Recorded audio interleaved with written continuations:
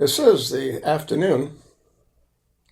mid-afternoon of the 5th of December. You know, one of the reasons I think that Trump pardoned the Honduran gun-running ex-president who was serving a 45-year sentence in an American prison is because it was the Biden regime that convicted him. That just shows you how crazy Trump is when he's trying to go after the Venezuelan president for the same thing that this guy's already been convicted of. But what this guy has done is a whole lot worse than anything that the president from Venezuela could have ever have done. Let's listen to what's said in this clip put up by Hook Global. Trump pardoned a drug lord. Chucky Schumer goes ballistic in Senate over mercy to Honduran ex-president. Plays for 8 minutes. Have a listen. Shameful and dangerous, even for Donald Trump. It would be bad enough on its own for Donald Trump to pardon this horrible drug trafficker.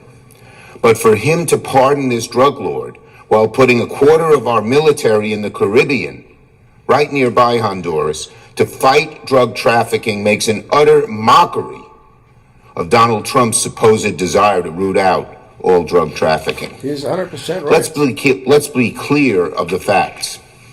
The person Donald Trump just pardoned was convicted of helping move 400 tons of cocaine to the United States. All the while, Trump blows up alleged drug boats to prevent drugs from getting to America and risks leapfrogging the U.S. into a war with Venezuela. You can't have it both ways, Mr. President. You can't talk a big game about hunting down drug traffickers and getting drugs off our streets and then turn around and free a dangerous, convicted drug lord. That sends a message to other criminals. Suck up to Trump, and you'll get a pardon no matter how many boatloads of drugs you pump into our streets. Even one Trump advisor admitted that, quote, how we justify this is really hard. Trump's pardon reeks of hypocrisy. It reeks of corruption, which is the MO of the Trump administration. The failure of the leadership at the Department of Defense is also a national embarrassment. The mess Secretary Hegseth creates regularly shows the consequences of picking an inexperienced Fox News host to lead a massively complex life or death federal agency. Donald Trump is learning it the hard way. If you pick a Fox News cable host to lead the largest, most complicated federal agency of all, you get burnt. And Hegseth is just way beyond what anyone would imagine in how bad he is at that department. In the past few days, more questions have arisen about Hegseth's order to attack alleged drug trafficking vessels off the coast of Venezuela. It is possible those strikes, which may have included verbal orders from the Secretary of Defense to, quote, kill everybody on those boats, violated the law. But this is the problem. The American people still don't know exactly what happened because Pete Hegseth refuses to tell the truth. Months ago, right after the strikes, Hegseth went on Fox News and bragged. He was present at every moment of the operation. He said on Fox News that he, quote, watched it live. He said the same to us in person. But then last night he tweeted that his admiral was actually the one who made all the combat decisions. This is so spineless. Pete Hegseth won't hesitate for a moment to talk a big game and take credit if he thinks it makes him look good. But the minute trouble arises, suddenly Hegseth says someone else was making the decision. Now let's be very clear about something. There's a very easy way for the American people to get the truth. Pete Hegseth should release the full tapes of the September 2nd attack, both the first and second strike. Not a clip, not some edited or redacted snippet. The full unedited tapes of each strike must be released so the American people can see what happened with their own eyes. Now, Pete Hegseth says he did nothing wrong. So prove it. If it's true, he should have nothing to fear from the truth. But if he refuses to release the tapes, if he stonewalls, if he keeps hiding the facts, then the question becomes unavoidable. What is Pete Hegseth hiding? What does Pete Hegseth not want the American people to see? Is it that his story doesn't add up? We don't know, because Pete Hegseth is right now hiding the truth. And sadly, that has become a theme with this administration. When facts are inconvenienced, they cover up. So Secretary Hegseth, release the tapes. I also want to commend my Senate colleagues, including the chairman and ranking member of the Armed Services Committee, Senators Wicker and Reed, for working together in good faith in a bipartisan way to conduct oversight of these boat strikes. I support those efforts wholeheartedly.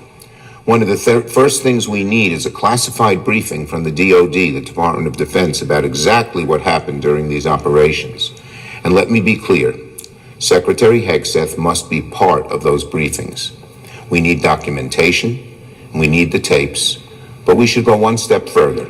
Secretary Hegseth should testify publicly before the committee under oath so that the American people can hear the facts. The truth should not be kept behind closed doors. The fresh air of public scrutiny should be let in. The public has a right to know. That's why Pete Hegseth must testify publicly, and most importantly, why he must release the full tape of the attacks. On health care, let me start with a shockingly candid quote from a senior House Republican on their plan to fix health care. This senior House Republican, when it came to health care, said about the Republicans in the House, we're nowhere on health care. That's what a senior House Republican said. It's a grim thing to say, but it's the truth. There's never been a clearer divide on what Democrats want on health care and what Republicans want on health care. Democrats want to lower health care costs for families. We want to make health care cheaper, more effective, more accessible. We're united on that issue, from one end of the party to the other. Republicans, meanwhile, are a total mess when it comes to health care. Republicans don't know what to do. One day, Trump floats a so-called health care plan. The next day, Speaker Johnson forces him to shoot it down. Some Republicans say they want to dismantle the ACA, probably a majority of them in the House and a large number in the Senate, just dismantle it altogether. Other Republicans seem more focused on eradicating reproductive care in every state than helping people afford health care. The bottom line, Republicans are in total disarray on health care. And while Republicans continue the infighting, who's paying the price? The American people. The people whose premiums are going up by $500 to $1,000 a month. The people know that these people know that Trump and Republicans are to blame. America, we all know, is in a healthcare crisis, and Republicans are only adding fuel to the fire. Democrats have been clear from the start. The first step to solve this crisis is extending the ACA tax credits. Democrats are ready to do so. We're united, and we're committed to lowering the cost of health care. Republicans, however, by their own admission, are nowhere on health care, and that's a disastrous message to send to the American people who are suffering from skyrocketing health care costs. I yield the floor. Note the absence of a quorum. Remember what Nancy Pelosi said about Obamacare? We got to sign it into law so we can read what's in it. Huh? That's what she said. I remember making videos about that. And Chucky's got to take some responsibility for Obamacare because it's an absolute nightmare disaster. It was from the very beginning. And Obama's got to be held accountable for the crimes that he committed, including Obamacare. And this thing with Trump, I mean, it's completely insane. Freeing that drug lord, I mean, it's beyond insane. But then again, Trump is also beyond insane. Tell me where I'm wrong. You can't, can you?